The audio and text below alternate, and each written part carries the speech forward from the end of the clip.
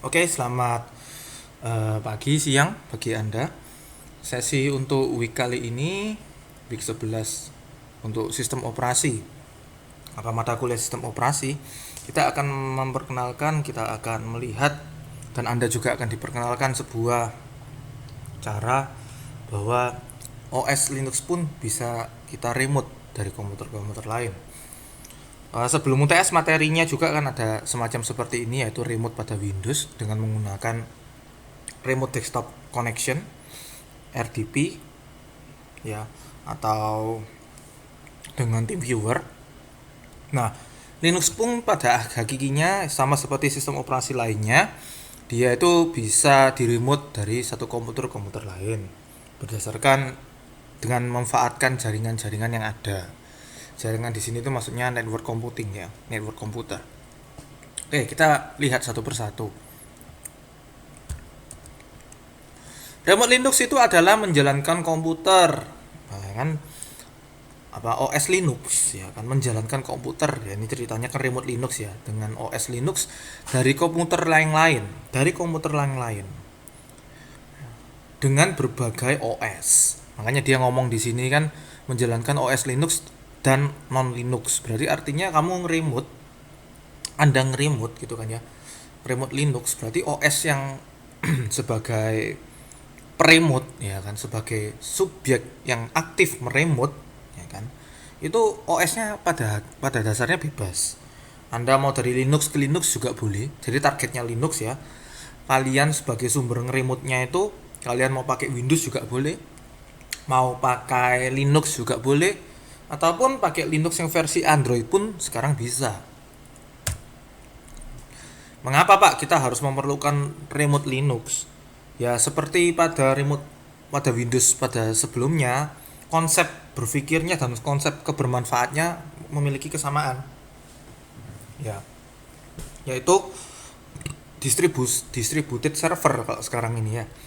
Karena memang sekarang tidak semua orang itu bisa memiliki komputer ya kan, atau memiliki laptop yang berbasis OS tertentu. Misalkan kamu perusahaan gitu ya, apakah perusahaan itu harus punya server sendiri, harus punya hosting sendiri secara fisik ya kan? Itu tidak harus, karena pun sekarang banyak jasa di berbagai macam eh, di berbagai macam negara, berbagai macam wilayah, itu sekarang pun dibuka bisnis hosting, di mana bisnis hosting itu artinya dia itu memiliki sebuah kanal atau sebuah warehouse yang isinya berbagai macam server, berbagai macam fisik server yang mereka sewa-sewakan kepada perusahaan, kepada pribadi yang membutuhkan sebuah eh, sebuah server atau sebuah website yang berbasis OS tertentu. Jadi ya remote Linux itu tujuannya adalah kalian bisa mengadministrasi server Anda yang diletakkan kepada yang dititipkan kepada penyewa server tadi. Nah, tapi kan itu kan sewa, berarti kan milik Anda sendiri. Jadi kalian bisa akses langsung dengan menggunakan remote Linux ini. Tools untuk remote Linux itu ada berbagai macam hal ya. Yang pertama adalah PuTTY ya. Metode remote Linux. Jadi metode remote Linux yang kita pelajari hari ini itu remote Linux yang remote, fully remote, bukan hanya remote file. Jadi nanti ada ceritanya, nanti saya beritahu ceritanya bagaimana.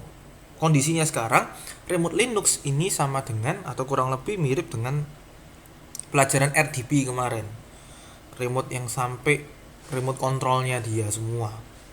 Bisa install, bisa menghapus data, dan lain-lain. Jadi ini untuk sekarang versi yang full dulu ya, remote yang full. Yaitu yang ada 3, yaitu remote PuTTY, namanya aplikasinya PuTTY. Ada namanya remote, namanya WinSCP, dan namanya ada remote secara GUI, secara UI-nya, yaitu TeamViewer. Kita bahas satu persatu dulu. Oh ya, sebelum kita melihat remote Linux yang ini, kita lihat protokol. Protokol itu apa sih, Pak? Logikanya protokol itu sama dengan bagaimana Anda, misalkan ini ya contoh, kalian mau message atau kalian mau menanyakan kabar kalian ke orang tua Anda atau ke saudara Anda. Protokol itu adalah bagaimana caramu berkomunikasi dengan saudara atau keluarga Anda tadi.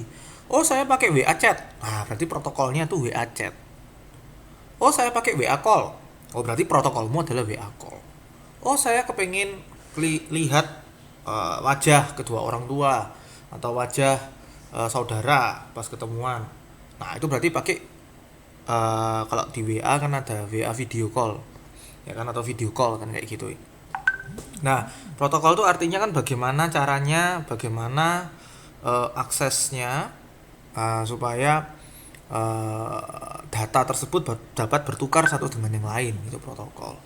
Nah, protokol koneksi untuk remote Linux ini menggunakan SSH. Nah, apa itu SSH? SSH itu merupakan memiliki kepanjangan, ya kan, dari secure shell. Secure shell. Kalau kalian cari ya kalau kita sambil mencari ya di Firefox atau dimanapun, kalau kalian cari SSH, kalian akan ketemu seperti ini. Nah, secure shell. Nah, jadi kalau kalian bisa lihat ya, dengan kondisi seperti ini. Nah, secure shell adalah protokol jaringan kriptografi yang memungkinkan komunikasi data secara aman karena tertulis bahwa dia adalah tulisan secure. Nah, login antar muka baris perintah, perintah eksekusi jarak jauh. Nah, berarti untuk remoting dan layanan jaringan lain antara dua komputer. Ini kalau versi bahasa Indonesia. Kalau kamu mau pakai bahasa Inggrisnya, gini aja, cara googlenya kayak gitu. Nah, nanti akan ketemu versi bahasa Inggrisnya. Nah, jadi protokol yang mau mengedepankan keamanan, secure, karena antar komunikasi antara satu lane dengan lane lain komunikasinya itu sudah di secure.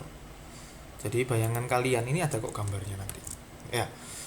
Jadi protokol jaringan merupakan kriptografi yang melakukan komunikasi data pada perangkat jaringan yang lebih aman. Jadi selama kalian bertukar tuh ada kayak membrannya, ada seperti lapisannya supaya orang lain pun tidak dapat meresap dan tidak dapat menginjek di dalamnya.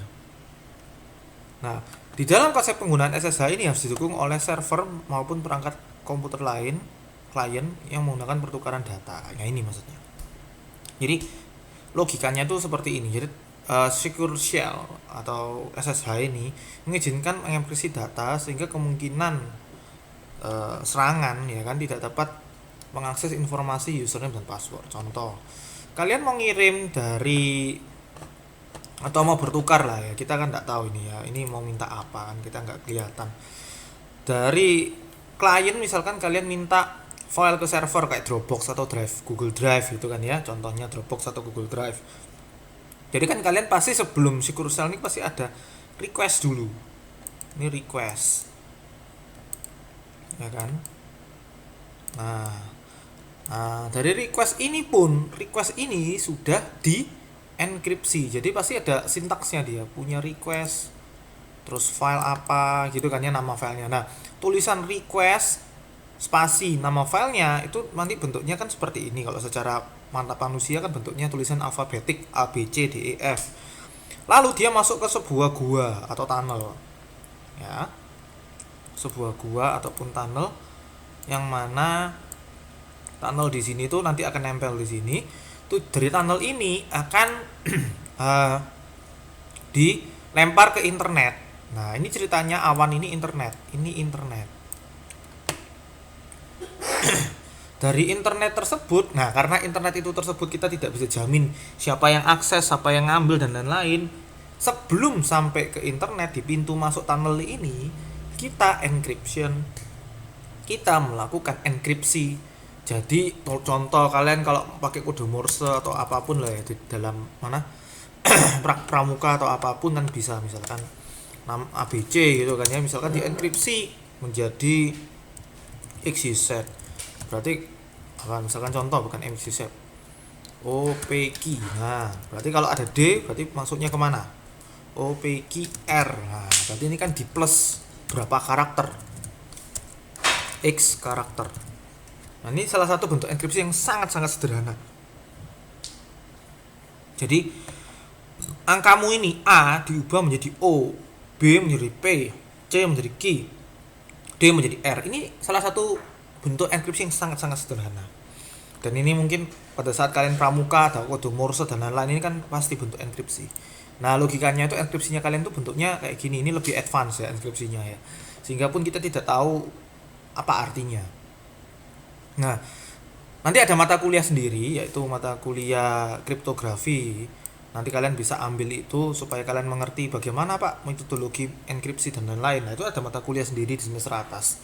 Tetapi syaratnya tetap harus Anda ngerti dasarnya, dasar jaringan, yaitu seperti sistem operasi dan jaringan komputer nantinya. Jadi ya tolong kira-kira pelajari ini. Ini tentang matematika juga, ada hubungan sama matematika. Nah, setelah kalian dienkripsi ini, maka sampai di sini itu akan didekripsi. Nah, enkripsi sendiri itu ada dua, ada enkripsi yang bisa didekripsi atau yang tidak. Nanti ada di mata kuliah khusus penjelasannya. Nah, di dekripsi ini ceritanya bisa didekripsi jadi bentuknya ABC. Sehingga server pun itu mengetahui, oh alah kamu minta file ABC. Nah, informasi permintaan itu pun sudah disecure. Dipastikan masuk ke dalam sebuah gua atau tunneling. Jadi tidak tersebar seperti virus yang ada pandemi sekarang ini ya. Kita bersin virusnya nyebar kemana-mana, enggak. Kalau di sini dia tuh ada kayak selangnya dan membentuk suatu selaput. Di dalamnya selaput ini pun dienkripsi, jadi double aman ya. Nanti kalian akan belajar bagaimana Pak cara bikin selang seperti ini, cara bikin jaringan seperti ini yang dari satu komputer ke komputer lain. Itu nanti ada namanya yaitu TCP. Itu nanti di jaringan komputer akan diajarkan. Oke, lalu bagaimana Pak file ABC ini atau file dari Google Drive ini bisa saya download masuk ke komputer dari server, misalkan ini server Google Drive. Bagaimana Pak caranya? Ya sudah sama. Berarti masuk ke tunnel ini, dia mengenkripsi seluruh filenya, dikirim ke sini. Jadi, nah, secure cell ini memang berjalan dua sisi ya. Dari sisi bisa dari kiri ke kanan ataupun dari kanan ke kiri. Nah, komputer itu pada dasarnya itu memiliki port. Port itu apa sih Pak? Port itu logikanya sama dengan kalau kamu melihat sebuah apartemen. Di dalam satu apartemen, misalkan kalian sebut Metropolis lah atau apartemen Gunawangsa dan lain-lain, itu kan satu apartemen bisa memiliki banyak kamar. Nah, alamat apartemennya kan satu. Oh, saya kepengen alamat X gitu kan ya, di Jalan Tenggilis misalkan seperti itu. Lah tentunya kalau kalian kirim paket ke alamat X di apartemen X tersebut, tentunya kan harus tahu, oh ini kepada siapa, kan ada kamarnya. Oh iya ya, untuk apartemen kamar sekian. Nah, kamarnya itu sama dengan port. Di dalam satu komputer, di dalam satu laptop, di dalam satu server pasti memiliki 65.500 sekian port. Banyak. Coba kamu cari itu nanti dibahas lebih lanjut di bagian jaringan. Tapi saya informasikan awal, di satu komputer, di satu ada namanya network ya kan. Di satu komputer yang memang sudah ada network LAN cardnya atau network cardnya, itu pasti bisa mengakomodasi ya kan, mengakomodasi 65.500 sekian request di dalam satu bersamaan. Makanya itu dibagi-bagi berdasarkan port. Nah, khusus untuk SSH, port yang digunakan oleh komputer adalah port 22. Satu port hanya bisa menjalankan satu program. Satu port hanya bisa menjalankan satu program. Ini ceritanya port 22 dipakai SSH. Jadi kalau kamu buka putih lagi yang program kedua, kamu jalanin ke komputer yang lain, itu nggak jalan biasanya. Atau kayak gini, kalian kalau mau coba XAMPP, di situ kan ada localhost ya kan /phpMyAdmin atau XAMPP. Nah, di situ portnya pasti portnya 80. Tetapi kalau komputer Anda memiliki web server lain, portnya juga 80 pasti crash. Kuncinya adalah satu port hanya bisa dijalankan oleh satu service atau satu program di satu waktu yang bersamaan. Jadi ini ceritanya SSH menggunakan port 22. Udah, kalian telan seperti itu. Wajib Pak nomor 22, iya. Ini adalah default port SSH. Ini sudah ada standarnya dari IEEE. Kalau kalian mau cari, Pak kok bisa Pak angka 22, aku nggak mau angka 2222, aku nggak mau angka lain. Ini sudah standar internasional IEEE, IEEE ya. Nah, sekarang kita masuk ke aplikasi. Aplikasi Putih, PUTTY, adalah sebuah aplikasi open source ya, yang memanfaatkan protokol jaringan SSH dan Telnet. Jadi nanti kalian akan belajar Telnet SSH itu nanti ada di kuliah lain ya, Telnet itu ya apa. Tapi tak beritahu dulu aja, SSH dan Telnet ini membantu untuk remoting, salah satunya membantu untuk remoting komputer kalau SSH yang lebih aman gitu ya. Putih kebanyakan dipakai oleh para pemilik server untuk berkomunikasi. Ini pemilik ya, berarti kalian penyewa itu termasuk adalah pemilik. Anda penyewa server berarti termasuk pemilik. Untuk berkomunikasi dengan servernya yang terletak di, ya servermu kan terletak di komputer lain, di physically-nya di negara lain misalkan, itu sangat mungkin. Menggunakan command text, command line. Makanya minggu lalu kita fokus banyak belajar di command line, tujuannya adalah kalian nanti kalau kalian nge-remote dengan command line, kalian tidak kaget ya, untuk menjalankan perintah tertentu. Jadi kalian di sini remote desktopnya iya, tetapi bukan secara UI, tetapi secara command line. Jadi kalian bisa pakai sudo, itu bisa. Kalian lakukan di sini sudo itu bisa. Bagaimana Pak caranya? Kalian download Putih di putih.org, nanti UI-nya seperti ini. Lah, nanti di bagian hostname ya, kalau saya buka di komputer saya ya. Saya juga punya Putih. Nah, mirip kan ya. Nah, Putih yang ada di sini hostname itu bisa dikatakan ini domain. Misalkan kalau kalian mau tahu apa, bukan mau tahu. Misalkan saya punya website felixhandandi.com.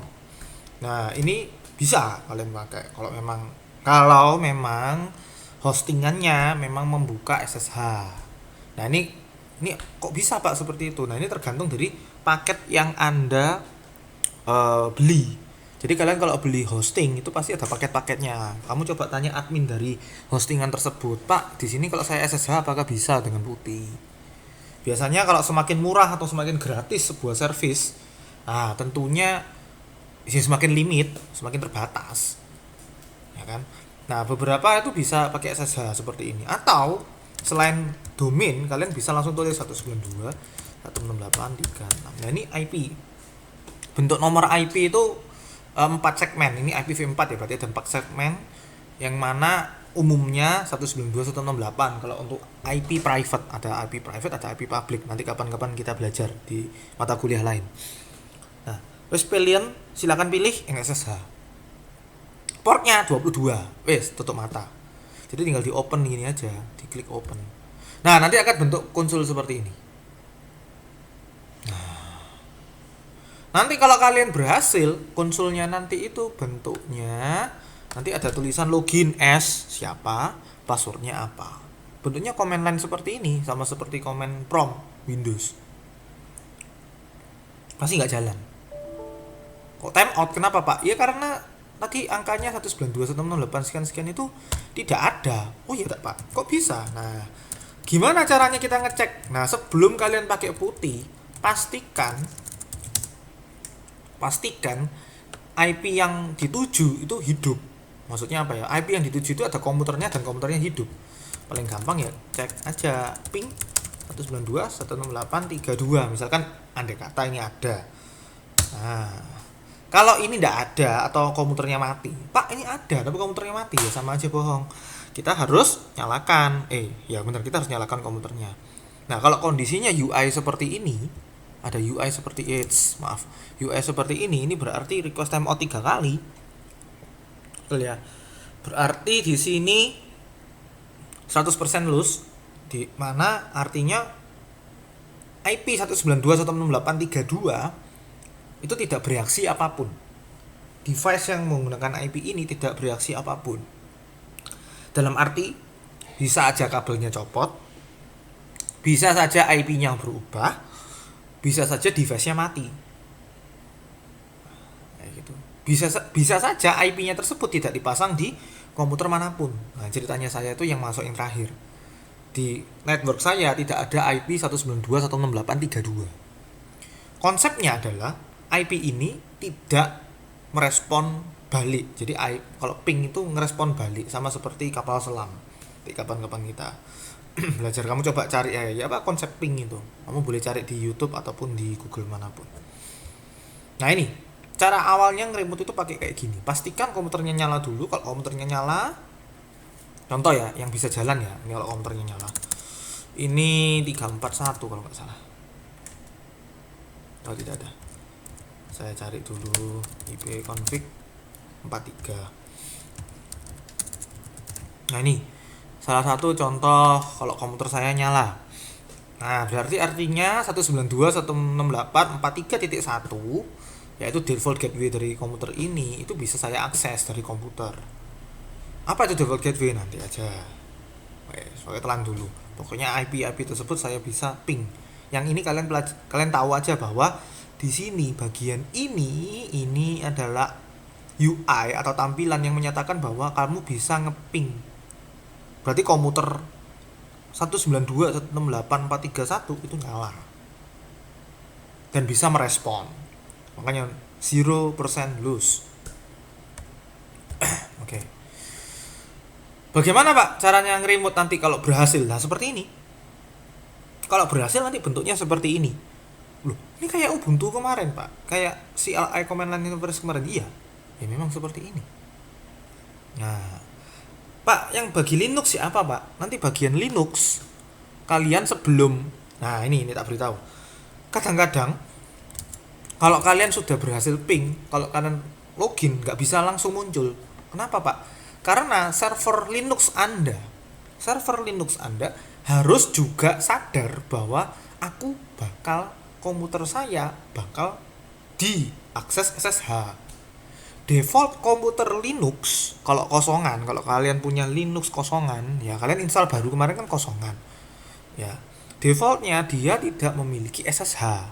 Sehingga kalau kamu ping seperti ini tadi atau menggunakan putih, mana tadi putih saya? Sudah saya close. Ya, saya buka lagi putih saya.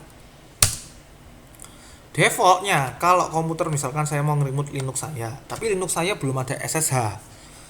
Ya dia jalan, dia masuk, cuman SSH-nya ketolak. Karena dia merasa, loh aku gak ngerti bahasamu.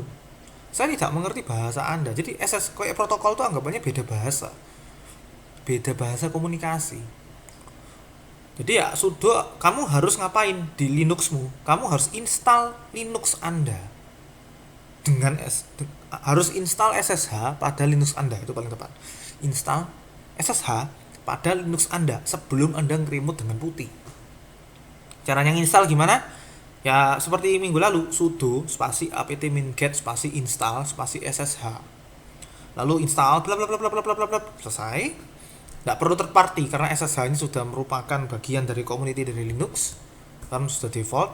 Sedangkan bagaimana Pak caranya kalau kepingin remote? Nah ini caranya. Kamu harus tahu kan komputer tujuanmu IP-nya berapa. Berarti kamu tinggal di komputer tujuanmu, kamu if config dulu.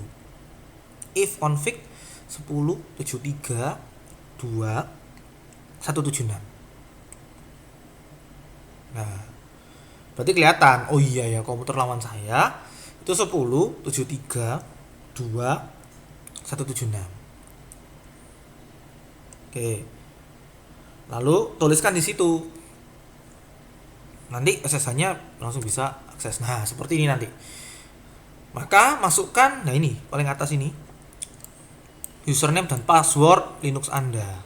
Mana pensilnya?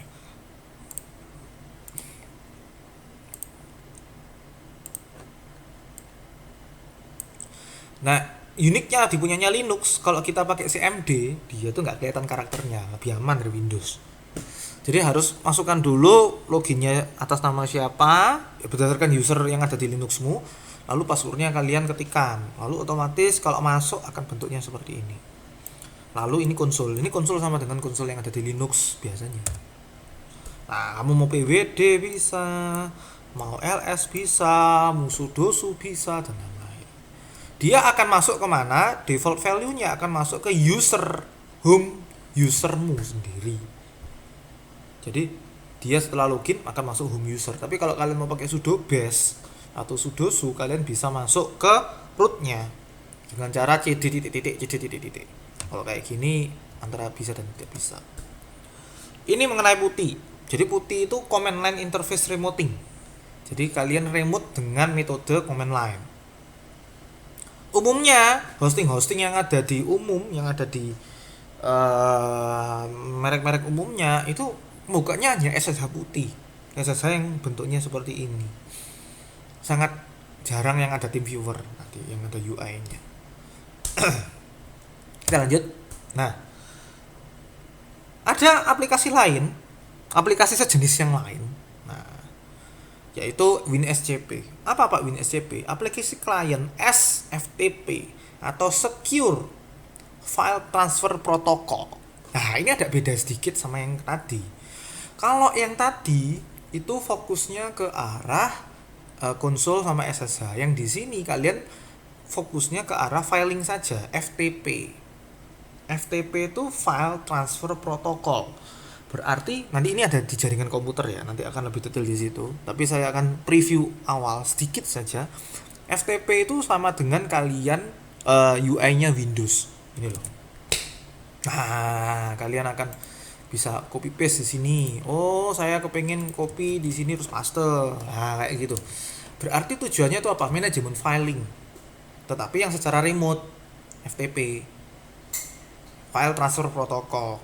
Jadi kamu mau ngambil file yang ada di server masuk ke komputermu, atau sebaliknya dari komputermu kamu punya HTML, kamu kepengen upload ke server. Nah, itu tuh FTP. Itu dia fokusnya menggunakan File Transfer Protocol. Nah, WinSCP ini bisa mengakomodasi itu. Saya coba buka ya WinSCP saya ya. WinSCP. Nah, bentuknya tuh seperti ini. Semoga bukanya seperti ini. Nanti ya, sebentar, saya jelaskan dulu. WinSCP itu adalah klien secure FTP, ya kan, yang open source untuk Windows. Jadi ini ceritanya saya sebagai kliennya Windows kepingin nge-remote Linux. Fungsi utama dari WinSCP adalah menyalin file, memanajemen file antar komputer lokal atau komputer remote. Ataupun saya manajemen file remote saja, itu bisa juga. WinSCP ini memiliki kelebihan daripada PuTTY. Yang pertama, secara UI, tampilan user interface, WinSCP ini memang dipermudah untuk pengguna-pengguna Windows karena ada mekanisme drag and drop, ada mekanisme URL, ada mekanisme icon shortcut. Interface-nya pun penuh dengan grafis. Kita lihat seperti ini aja, sudah grafis. Oke. Lalu direktori dan sinkronisasi dengan mudah. Ya kan, cara semi ataupun otomatis penuh. Secure File Transfer Protocol. Salah satu protokol ini tentang protokolnya ya. Protokol internet yang berfungsi untuk melakukan proses upload download file yang lebih aman karena ada S-nya, secure-nya. FTP yang ada tambah SSH itu namanya SFTP. Mengapa lebih aman? Karena kombinasi antara FTP dan SCP. SCP merupakan secure copy yang berfungsi untuk proses transfer dengan menggunakan protokol SSH. Jadi ini penggabungan hybrid protokol, hybrid algorithm. Ini namanya hybrid ya. Jadi kalian jangan kaget loh namanya nanti ada hybrid ya, kurang lebih seperti ini. Sehingga proses upload dan download di website antara server dan klien bisa lebih aman karena koneksinya terenkripsi. Oke. Contoh. Halo Mister, thank you for placing your order. We value to bla bla bla bla bla. Kalian kepengin ngirim. Ya sudah, dia akan masuk ke sini. Di secure ya kan, ada lapisannya. Di sini ada enkripsinya, ini dekripsinya masuk ke server. Hampir sama ya. Bentuknya kurang lebih seperti ini. Karena kalian pakai protokol SSH, berarti kalian harus pakai 22. Default protokolnya SSH itu ini memang. Jadi kalau kalian memang menggunakan SSH harus pakai 22. Nah, misalkan kalian mau nge-remote. Nah, bentuknya saya kan seperti ini. Defaultnya saya kan seperti ini, artinya apa? Ini bagian lokal saya, yang sebelah kiri ini bagian lokal saya, ini komputer lokal saya, ini ada beberapa aplikasi, ada LS3, ada Bandicam, bla bla bla bla bla sampai Zoom gitu kan ya. Kalau yang di sebelah kanan, contoh yang di aplikasi ini adalah komputer yang di remote. Loh Pak, kok munculin ini gimana? Ya kamu harus new session, mana tadi new session? Nah, kamu harus punya server dulu. Masukkan dulu server, username, passwordnya, nanti akan bentuknya seperti ini. Ini ada di komputer Linux server. Ini sama dengan sama dengan ini tadi, sama dengan bagian ini tadi. Nah, ini sama persis, plek sama. Lihat ya, desktop, dokumen, downloads, example desktop. Coba ya. Nah, desktop, dokumen, download. Nah, example desktop ini nggak kelihatan ini. Nah, ini sama persis. Terletak juga di home Naufal. Ini ceritanya screenshotnya dari Pak Naufal. Nah, dari inilah berarti ini adalah versi UI, ya kan? Versi UI untuk manajemen OS Linux dari Windows. Ini Windows 10 atau Windows berapapun, ini Unix atau Linux. Bisa Pak, bisa. Ini bisa dilakukan. Nah, lebih enak kan? Lebih enak. Tetapi nggak semua ini, tidak semua. Ini karena kenapa Pak? Kok WinSCP ini saya ngomong nggak semuanya bisa? Karena WinSCP ini kan adalah SFTP ya, kan kita menggunakan STP berarti kan ada FTP plus SSH. Walaupun protokolnya 22, kadang-kadang ada beberapa protokol yang FTP-nya ditutup. Ya, I don't know, mungkin kebijakan dari masing-masing vendor.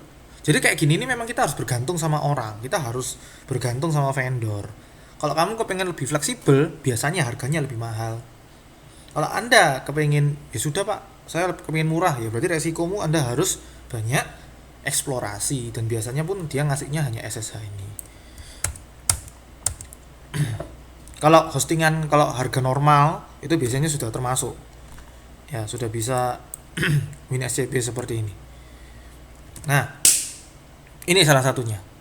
Nah, kalau untuk yang TeamViewer kurang lebih sama seperti yang sticky note kemarin. Kalian cari berbagai aplikasi apt main get install apa. Kemungkinan kalau TeamViewer itu memerlukan third party karena memang bukan bawaan Linux. Karena dia adalah adaptasi dari Windows, supaya penggunanya Linux bisa dipakai, dia butuh third party. Kalian bisa cari ya untuk eksplorasi saja, untuk pengetahuan bahwa TeamViewer pun bisa diakses atau bisa digunakan di Linux. Tapi kalian harus install dulu di Linuxnya. Cara installnya bisa kalian cari di berbagai sumber. Cara nyarinya gimana Pak? Cara nyarinya gampang. Kalian harus kasih TeamViewer, nggak usah pakai petik ya, TeamViewer Linux installation. Nah, kalau kalian kepengen command line, nah ini ada di sini. Nah, ini cari aja yang paling atas. Enak sekarang kalau Google sekarang ada kayak gini kan lebih enak. Jadi cara nyarinya adalah use English ya. Jadi tidak ada, nggak usah pakai bahasa Indonesia lagi. Bagaimana cara, nggak perlu. Tulis saja TeamViewer Linux, kan kalian tujuannya TeamViewernya di Linux. Kalau kamu tujuannya mau cari apa sih? Install. Ya udah, gini aja selesai. Nah, nanti akan kelihatan. Nah, silahkan cari. Nah, silahkan ikutin ini. Nah, ini sudah kalian bisa coba. Nah, kalian harus pakai repository dulu kan ya. Memang karena dia bukan punyanya Linux, sehingga kalian harus ngikutin ada third party-nya atau ada repository-nya dia khusus. Nah, kalau mau install caranya gini. Cuman 4 langkah, 3. Ini malah 3. Ya kan, ini kan remove. 4 ini launch, menjalankan. 3 langkah saja. Seperti itu. Cara makainya gimana Pak? Sama persis kayak Windows. Sudah, tidak ada bedanya kalau TeamViewer. Jadi materi ini tidak perlu saya tambahkan karena kalian sudah coba TeamViewer sendiri di Windows. Mirip, kalian hanya beda cara nginstal. Jadi pun sekarang literatur itu sangat mudah dicari ya. Pokoknya kalian harus tahu keywordnya, pakai bahasa Inggris. Mau nggak mau belajar, ya translate lah. Kalau kalian nggak mau agak kesusahan bahasa Inggris, kalian translate, Google Translate pun sekarang sudah bagus. Ya. Nah, sekarang kami memberikan sebuah pengetahuan, remote Ubuntu bisa juga melalui apps berbasis Android. Jadi di Android pun kalian kepengen remote, misalkan seperti Putih tadi, Nah, tadi ini kan ceritanya putihnya kan dari komputer laptop. Ya, komputer saya laptop yang tadi ini meremote komputer sana, meremote komputer server. Caranya gimana, Pak? Nah, kan kita harus mengenal. Andai kata ini tugas. Bagaimana, Pak, caranya? Saya baru tahu triknya. Cara pertama adalah ini search engine ini, maaf ya. Search engine.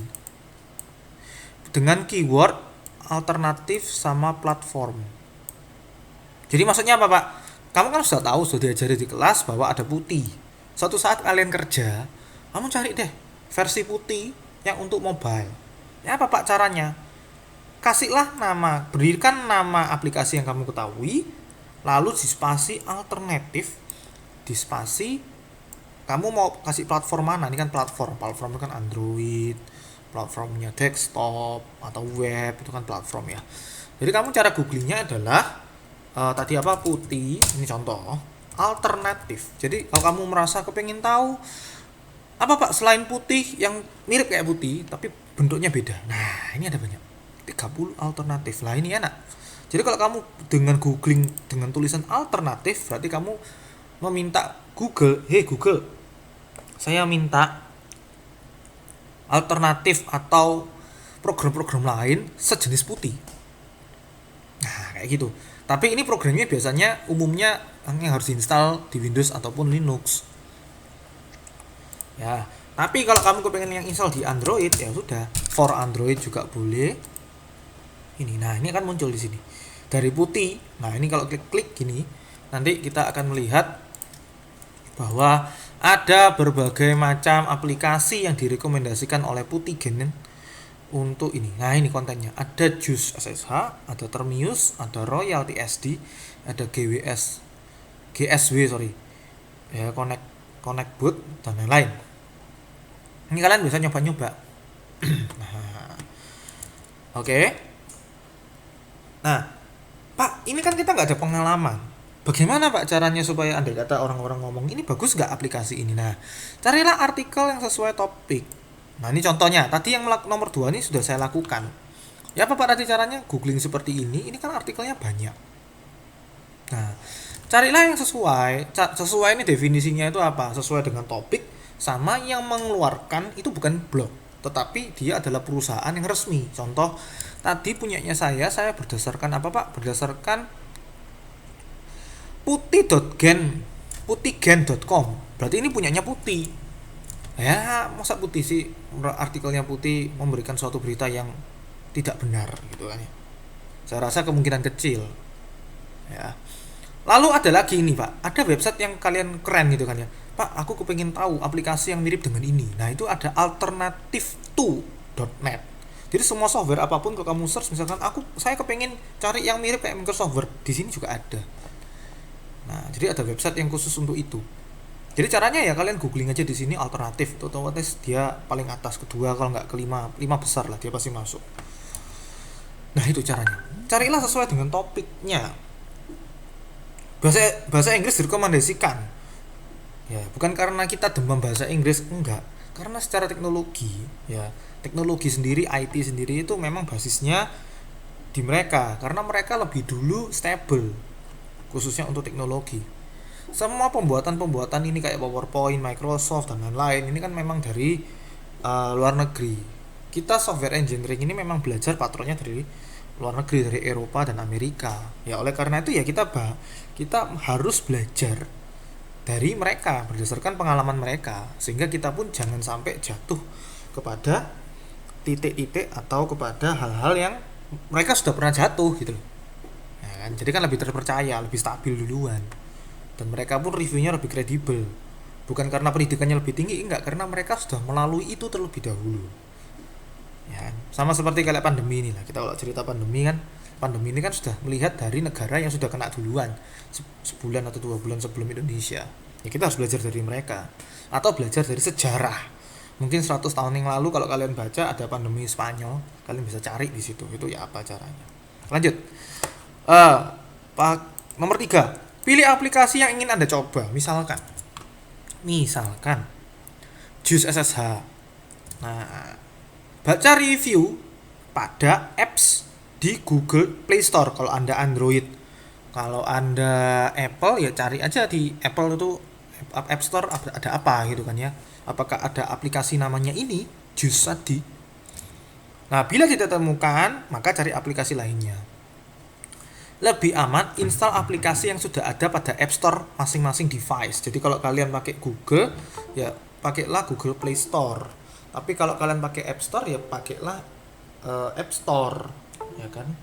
Pakailah App Store sehingga apapun yang sudah terinstall atau sudah terdapat di market sana itu pasti aman. Loh Pak, kenapa kok kayak gitu? Karena kalau kamu pengalaman masukkan aplikasi ke dalam Play Store, itu pasti ada proses review dari sisi keamanan, dari sisi malware, dari sisi UI UX dan banyak. Sehingga dijamin ya 99% itu aman menurut Google. Dan Google pun beresiko andai kata dia memposting sebuah aplikasi yang ada virusnya, kan servernya dia sendiri bisa terdampak. Jadi jangan install aplikasi yang .apk kecuali kamu buat sendiri ya. Bila merasa aman silakan install dan melakukan uji coba. Saya beritahu caranya yang nomor 3 ini. Ya, saya beritahu caranya yang nomor 3 ini. Aduh kok saya skip ya. Sudah, saya biarkan saja dulu. Saya hapus. Oke. Nah, berdasarkan remoting tadi ada beberapa ini ya, aplikasi-aplikasi yang kalian bisa coba. Oke, ignore, abort. Nah, beberapa aplikasi yang bisa kita coba ya. Nah, ini ceritanya, ini saya remote dari aplikasi saya tadi. Aplikasi yang kita coba yaitu Juice, Termius, Royal TSD, GSW, ConnectBot dan lain-lain. Nah, kita coba ya. Misalkan saya kepingin mobile SSH. Kita kepingin review mobile SSH. Bagaimana Pak cara kita mereview mobile SSH? Aduh, besaran nih. Nah, kita kecil aja di sini ya. Jadi ini Android saya. Bisa kalian akses. Nah, Google Play Store-nya saya buka. Lalu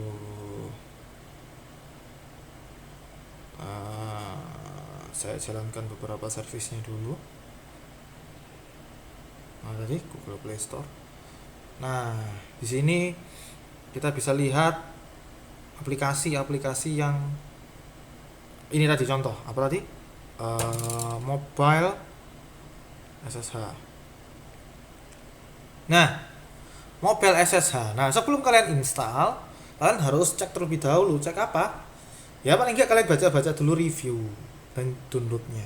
Dilihat ratingnya. Oh iya, work perfectly, bla bla bla bla bla bla. Oke, nggak ada masalah ya, nggak ada masalah.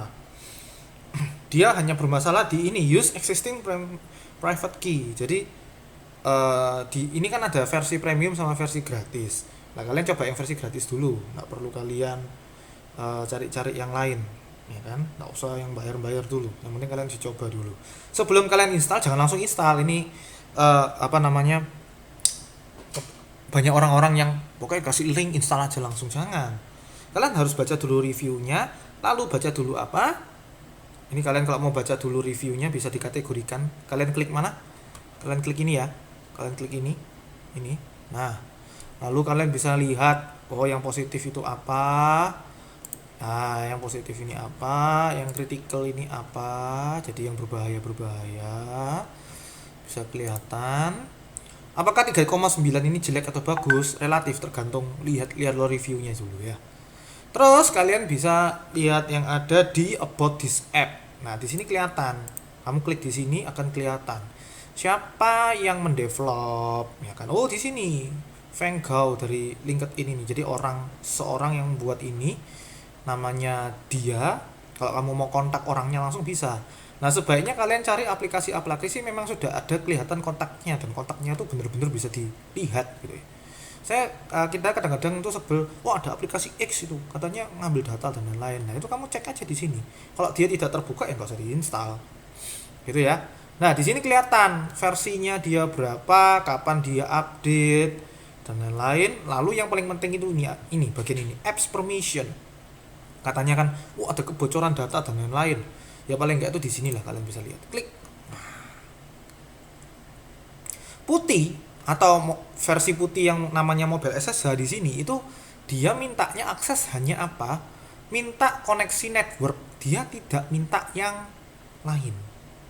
Dia hanya minta full network access. Jadi ya kalau adanya mobil SSH berarti otomatis kalau kamu pakai aplikasinya dia ya dia minta ya aku minta ini ya akses mobil datamu ya nyedot pulsa mau apa ya resiko ini karena memang ya memang harus pakai pulsa harus pakai internet kan ya apalagi gitu kan ya. Nah ini yang penting kan di situ apa ini retry sebentar ini saya pakai aplikasi soalnya nah ini caranya seperti ini. Nah jadi mau paling aman kalau menurut saya tadi ini sudah aman karena nggak ngakses data manapun. Contoh yang lain misalkan Juice SSH. Nah ini Juice SSH client. Nah ini juga bisa. Lah kalian kalau mau lah ini reviewnya lebih bagus dari tadi. Kalian bisa cari. Nah, klik. Nah kalian bisa geser. Tuh nggak enak. Saya pakai ini aja langsung HP-nya saya geser ya. Nah di sini kelihatan sekali bahwa aduh maaf. Di sini kelihatan bahwa oh ini bentuknya terminalnya dia. Nah ini kan bentuk terminalnya dia, pluginnya apa dan lain-lain. Nah, terus ada pinnya juga. Dan ini contohnya dia demo-demonya dia. Ya kurang lebih seperti itulah sama ya. Nah sama seperti tadi kamu bisa lihat reviewnya. Kamu klik tadi review. Oh mentionnya dia apa? Oh ya easy to use dan lain-lain. Nah ini kamu kalau kepengen tahu reviewnya ya seperti ini lah ini bisa jadi topik TA ya review kan bisa berdasarkan tag-tag seperti ini ya. Jadi bagaimana caranya bikin review yang bisa ada tag-tag seperti ini based on ininya apa namanya keywordingnya otomatis itu downloadnya sudah 1 juta lebih. Kalau kalian about app kalian bisa tahu fiturnya apa saja baca satu-satu ada telnet dia ya kan terus ada ya bisa copy paste, bisa SSH transcript, bisa multiple session dan lain-lain. Nah, ini ada versi pro-nya dia. Jadi kita kelihatan ya. Dia versi yang tidak pro bagaimana, versi pro-nya bagaimana, versinya dia berapa, terakhir update kapan. Nah, ini berarti kelihatan kan dia update enggak. Terus lihat apps ininya. Apps permissionnya. Nah, di sini dia bisa minta billing service karena dia ada versi berbayar lalu dia bisa akses account dari aplikasi Androidmu lalu bisa akses untuk media foto dan lain-lain dan ini lebih banyak ya aksesnya akses klien ini lebih banyak aksesnya. Jadi apakah ini aman atau tidak ya dilihat ini aja reviewnya. Menurut saya ini aman-aman saja karena WA pun ya seperti ini. Kalau kalian cari WA ya WhatsApp ya kita cari WhatsApp kan? Kita pun cari WhatsApp kalau Anda pun mau lihat WhatsApp mana tadi bagian mana developer contact bukan what's new.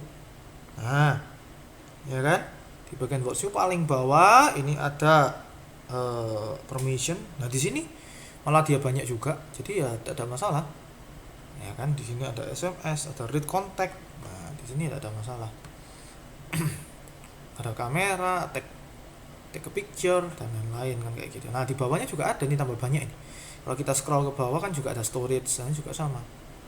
Tapi sejauh sini WA aman-aman saja, nggak apa-apa. Jadi ini salah satu cara untuk mengamankan data. Andai kata kalian mendapatkan ini ya broadcast, oh aplikasi X tertentu dia katanya ngambil data dari HP bisa remoting dan lain-lain. Itu hoax atau tidak? Lihatlah dari aplikasi permission ini. Kalau kalian merasa butuh aplikasi tersebut tetapi takut kalian bisa matikan permissionnya di Android. Beberapa Android sudah bisa mematikan permission dari aplikasi tertentu. Oke. Nah dari daftar ini oh iya tambahan satu lagi andai kata dari daftar ini kalian merasa pak kok daftar ini saya ngerti semua pak saya kepengen yang lain misalkan tadi itu Juice SSH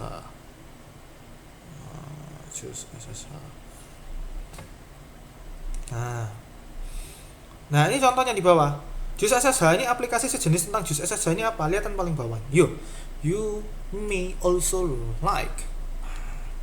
Ini adalah aplikasi yang biasanya yang kita sukai tapi terkait dengan SSH atau similar app lah, ini juga bisa.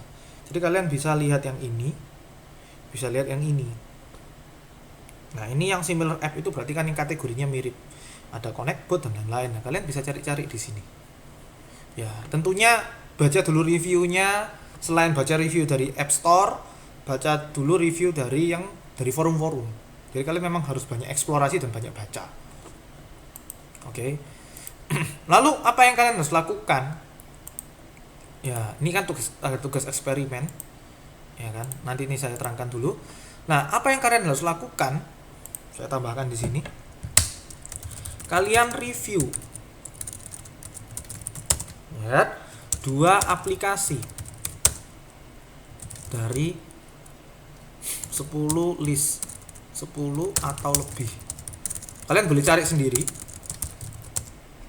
dari apps remoting melalui Android. Pak, saya punyanya Apple ya Pak. Ya coba cariin di Apple apakah ada dan lain-lain. Intinya Anda mereview. Ya, Anda mereview.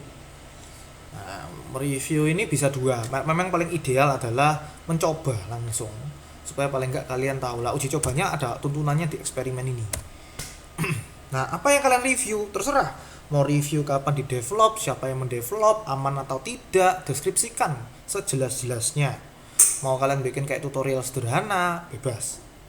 Tapi 2 ya, kalian boleh ambil 2 dari sini. Kuncinya adalah setiap anak harus berbeda. Nah, sudah ada di ULS. Saya tadi itu sudah buat seperti ini. Nah, kalian nanti coba cek di ULS. Salah satunya adalah ini. Setiap anak harus unik, tidak boleh sama. Contoh, saya pilih SSH Droid sama Mobile SSH. Si X memilih Temux sama SSH Droid. Ini kan sama ini sama. Ya nggak apa-apa, tapi kan kombinasinya sama ini kan berbeda. Tapi kalau kombinasinya sama persis, ini kan sama persis, ini tidak boleh. Oke ya. Jadi kuncinya adalah kalian pastikan cari-cari terlebih dahulu berbagai macam aplikasi remoting Linux melalui Android. Pastikan Anda berbeda-beda semua. Ini tugas individu ya. Jadi minta tolong untuk kalian kerjakan individu. Saya pikir deskripsinya pun pasti individu. Nggak akan sama. Jadi kalau ada yang sama ya mohon maaf, saya nolkan, bukan tugasnya ya, tetapi lingkupnya. NAS-nya langsung 0 saja, nggak usah ikut UAS gitu kan ya. Ini kan tugas NAS, berarti ya UAS-nya nggak usah ngerjain. Lalu eksperimennya gimana Pak caranya? Silakan kalau kalian sudah buat review, aman atau tidak, deskripsinya, siapa yang buat, kapan dia buat, fiturnya apa saja. Jadi kalian boleh bikin review itu mirip kayak gini juga boleh. Contoh ya, nah ini kan salah satu review. Kalian boleh mirip kayak gini, tapi nggak jangan mentranslate ini. Kalau kalian translate kita tahu. Ya, kita tahu kalian translate. Bahasanya ini kan bahasa teknis. Saya tahu kan bahasa teknis kita bersama kan tidak setinggi orang luar negeri. Jadi saya pikir kamu bisa memberikan suatu kata-kata yang lebih manusiawi, ya kan? Ada teknisnya, oke lah, enggak apa-apa. Cuman saya tahu bahasa Anda itu bagaimana. Ya, karena bahasanya Anda sendiri, ya ini salah satu bentuk reviewnya. Nah ini kan dia yang review. Oh iya ya, positifnya apa, negatifnya apa, kelebihannya apa. Nah ini tugas yang pertama yaitu review. Nah tugas yang kedua di dalam review tersebut, nah kalian coba langkah eksperimen. Eksperimennya bagaimana Pak? Ya gini, komputer Anda sama handphone Anda pastikan dalam satu jaringan. Ceritanya kan kalian dari HP Anda harus bisa nge-remote Linux dari laptop Anda. Cara memastikannya adalah Anda tethering laptop Anda pada HP. Nggak usah pakai WiFi, pakai HP aja. Mau pakai WiFi ya nggak apa-apa. Pokoknya satu jaringan. Kenapa kok saya nggak rekomendasi ke WiFi, router WiFi? Karena kadang-kadang ada beberapa router WiFi yang diblok akses SSH-nya. Nggak tahu ya kalau di Android, tapi biasanya kalau dari Android langsung aja kan bisa satu jaringan gitu kan ya. Terus Mobil seluler pun tidak perlu dinyalakan. Jadi andai kata lupa saya nggak ada pulsa, saya takut kesedot, ya udah matiin aja seluler mobilmu, ya kan? Karena pun kita tidak perlu akses internet, kan akses antara satu handphone dengan satu PC, ya kan? Karena cukup intranet itu kan berarti kan internal saja. Terus nanti ceklah, ping lah dengan kayak tadi. Cara ngepingnya ini tadi ya, contohnya tadi saya buat ini ya. Saya buat contohnya tadi ya. Nah ini pingnya tadi seperti ini. Ini kasusnya saya tadi, mobile network saya itu default gateway ini 192.168.431. Jadi mobile handphone saya itu gateway ini loh. Ini IP mobile saya. Jadi kalau kau pengen tahu mobile saya ini kan tethering, handphone saya ini sekarang lagi saya tether ke laptop. Saya ping kalau ini bisa jalan seperti ini, ya sudah. Berarti handphone sama komputer bisa saling berkomunikasi. Itu ngeceknya nomor 1. Nomornya masih beda-beda ya. Tolong cek dengan kondisi Anda masing-masing. Lalu kalian coba munculkan formulir konsolnya di login Linux yang Anda remote, lalu melakukan login Linux Anda, lalu buat folder baru. Ya, saya kasih format aja yaitu nrp dan nama Anda. Buat itu aja, screenshotkan. Ini tidak harus bisa memang karena ada tantangan tersendiri. Tantangannya itu apa? Nah, challenge-nya ya. Ini tantangan, ya kan? Bagi Anda yang menggunakan VirtualBox, Anda harus setting agar IP virtual, IP Unix atau Linux dalam VirtualBox bisa diakses. Jadi satu komputermu itu anggapannya punya 2 IP. Kayak gitu kan ya. Nah, ini kamu coba cari. Nah, tantangannya di sini kalau bagi Anda yang pakai VirtualBox. Bagi Anda yang sudah memiliki dual booting, pasti aman. Ya. Pasti aman. Masih aman maksudnya apa, Pak? Ya, kalau kalian restart komputer langsung masuk ke mana? Masuk ke Linux-nya Anda, langsung booting ke Linux-nya Anda ya. Pasti kan IP-nya komputer Anda itu pasti terhubung oleh OS Linux. Kalau di sini kan IP-nya defaultnya dia kan IP-nya menuju ke Windows. Bagaimana caranya Pak Windows tersebut bisa nembak ke Linux? Nah ini kamu boleh googlingnya ya apa Pak caranya? Ya VirtualBox IP address to another.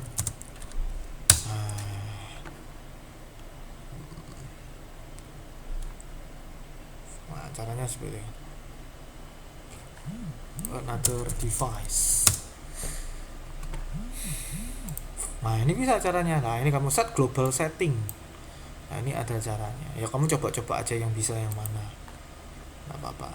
Nanti sertakan juga ya yang bisa yang mana, nanti suatu saat kalau ada pembahasan kita akan bahas mengenai ini. Jadi kalian harus setting di mana di VirtualBox-nya. Logikanya kan kayak gitu. Komputer saya tadi bisa connect. Ini kan ceritanya saya punya Windows. Ini kan IP-nya saya. Ini IP Windows. Nah, VirtualBox itu punya IP lagi. Apa caranya supaya bisa 2 kali lompatan? Nah, bisa kalian cari. Nah, di sini coba-coba aja cari. Ya. Yang memang bagian ini tidak wajib bisa. Kalau kalian bisanya menyebabkan nilai lebih, ya kan. Yang kalian wajib adalah kalian review. Kalian harus punya bayangan terlebih dahulu. Oke. Oke. Kalian boleh cari beberapa sumber dari YouTube misalkan. Dari YouTube kalian bisa cari aplikasi-aplikasi sejenis, ya kan, dimana Linux ini remote putih, misalkan contoh ya, desktop. Nah, remote putih desktop, kalian bisa melakukan ini. Nah ini, how to remote desktop tunneling through SSH, remote desktop Windows 10. Nah kalian bisa cari-cari beberapa seperti ini. Nah ini contohnya. Nah kalian bisa pakai yang ini untuk tambah pengetahuan. Saya tambahkan ya di slide.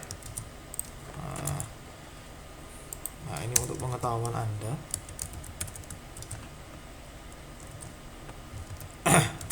Supaya kalian mengerti literatur tambahan, agar Anda pun mengerti berbagai macam ini. Ya kuncinya adalah putih, remote desktop, WinSCP. Nah ini kalian bisa juga pakai. Nah tutorial bagaimana caranya dapat gambarnya ini seperti ini. Kalian bisa melakukan review. Nah ini yang paling gampang aja, yang gampang-gampang dulu kalian bisa cari. Oke. Nah ya itu demikian. Jadi ini tujuannya kalian bisa, paling enggak dengan kuliah ini kalian bisa mengerti bayangan kasarnya kalian nanti suatu saat kalau kalian diminta untuk nge-remote, kalian tuh dengan pede ngomong iya pak saya pernah remote, ya kan. Konsepnya tahu, memang penerapan dan lain-lain memang kalian harus eksplorasi dengan berbagai hal. Silakan ulas, ya kan. Silakan pelajari dari berbagai macam sumber. Ini memang kita tantangan, kita melakukan WFH ini tantangan memang, dimana kita harus melakukan uji coba secara mandiri ataupun secara komunal juga bisa, ya kan. Kalian kalau mau sharing juga bisa, sharing pengalaman, kita banyak diskusi saja untuk sesi seperti ini. Kita juga nggak bisa bayangin beberapa jurusan-jurusan yang memang memerlukan praktikum seperti jurusan yang ada kimianya, yang ada harus ketemu sama reagen, harus ketemu sama masyarakat, tentunya ini pun juga susah. Jadi ya bersyukur, kita patut bersyukur karena kita pun bisa mencoba aplikasi ini dan belajar dari berbagai macam sumber. Ya kalian harus mensyukuri sih posisi kita seperti ini dengan jurusan yang seperti ini juga, sehingga pun kita bisa eksperimen dengan baik ya, walaupun memang harus ada improvement. Oke ya, bila ada pertanyaan silakan share, ya kan, silakan diskusi pada kelas masing-masing, pada dosen masing-masing. Terima kasih.